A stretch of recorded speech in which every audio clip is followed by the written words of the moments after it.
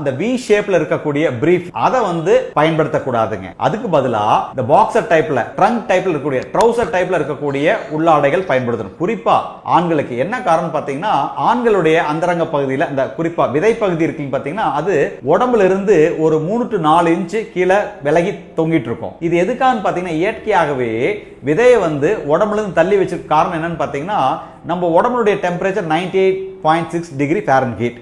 But விதையினுடைய வெப்பம் பாத்தீங்கன்னா ஒரு 4 டிகிரி குறைவா இருக்கும். இது எதுக்கான்னு பாத்தீங்கன்னா, இந்த விதையில் தான் விந்தணுக்கள் உற்பத்தி ஆகுது. இந்த விந்தணுக்கள் உடம்பின் வெப்பத்தை விட ஒரு 4 டிகிரி கம்மியா இருந்தால் தான் அந்த விந்தணுக்களுடைய தரம் நல்லா இருக்கும், ஆரோக்கியம் நல்லா இருக்கும். சோ ஒருவேளை அந்த வி டைப் அந்த பிரெஞ்சு டைப்ல போடக்கூடிய உள்ளாடை போடும்பொழுது என்னன்னு பாத்தீங்கன்னா, இந்த விதை பகுதியை நேரா வயிற்று நம்ம அடி வயிற்றோட இல்ல நம்ம உடம்போட இணைய வைக்கும்.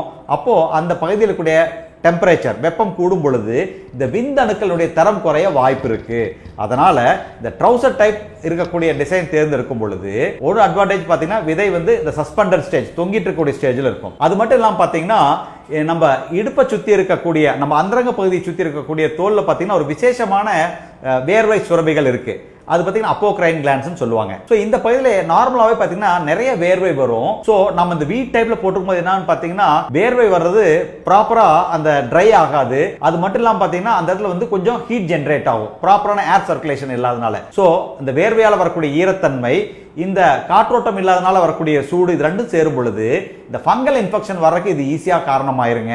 அதனால இந்த ட்ரவுசர் டைப் போடும் பொழுது இந்த காற்றோட்டம் நல்லா இருக்கும், வேர்வையும் சீக்கிரமா ட்ரை ஆயிரும். சோ அதோட அட்வான்டேஜ் பாத்தீங்கன்னா, இந்த ட்ரவுசர் டைப் போடுறதாங்க பெட்டர். அது ஆண்களா இருந்தாலும் சரி பெண்களா இருந்தாலும் சரி, இந்த ட்ரவுசர் டைப் போடும்போது நல்ல அட்வான்டேஜ்ங்க. அடுத்தது பாத்தீங்கன்னா சைஸ். பொதுவா உள்ளாடைங்கிறது ஒரு சைஸ் அதிகமா இருக்கிறது போட்டுக்கிறதாங்க பெட்டர். என்ன காரணம் பாத்தீங்கன்னா, நான் முன்னாடி சொன்ன மாதிரியே ஒரு சைஸ் பெருசா இருக்கும் பொழுது இந்த விதை பகுதி சஸ்பெண்டடா இருக்கும். ரெண்டாவது காற்றோட்டம் நல்லா இருக்கும். அந்த வென்டிலேஷன் பாத்தீங்கன்னா மீண்டும் அந்த இடத்துல வந்து இந்த வேர்வையை வந்து அதிகமா உற்பத்தி ஆனாலுமே கூட ட்ரை ஆயிரும். அது மட்டும் இல்லாம அந்த ஹீட்டும் இருக்காது, இந்த ஃபங்கல் இன்ஃபெக்ஷன் வர்றதுக்கு தடுக்க முடியும். மூணாவது பாத்தீங்கன்னா அந்த ஃபேப்ரிக், எந்த மாதிரி ஃபேப்ரிக் நான் சொன்னேன். குறிப்பா உள்ளாடை பொறுத்த வரைக்கும் காட்டன் மட்டும் தான் தேர்ந்தெடுக்கணும். என்ன காரணம் பாத்தீங்கன்னா, காட்டனா இருந்தால் வேர்வையை நல்லா உறிஞ்சு ட்ரை ஆயிரும். அதனால நமக்கு தொற்று வர வாய்ப்பு இல்லை.